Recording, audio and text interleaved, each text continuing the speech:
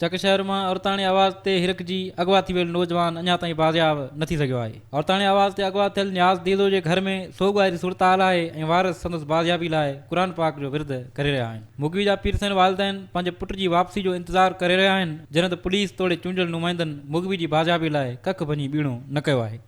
लखनि जी डिमांड आहे, उहो घुरनि था। लख त असां ॾिठा ई कोन, मां 1 लख बि न ॾिठो आहे त एतिरा लख मां किथां भरे सघंदुसि। अब मां क़ुर साईं लोजा थी मुझे बच्चड़ो माँ के मोटाइजो और मुझे खुदा के वास्ते अल्लाह के वास्ते और मुझे अब्बा माँ के पंहिंजो बच्चड़ो मोटाइजो रब साईं मुझे अल्लाह साईं मुझे बच्चड़े के मोटाए।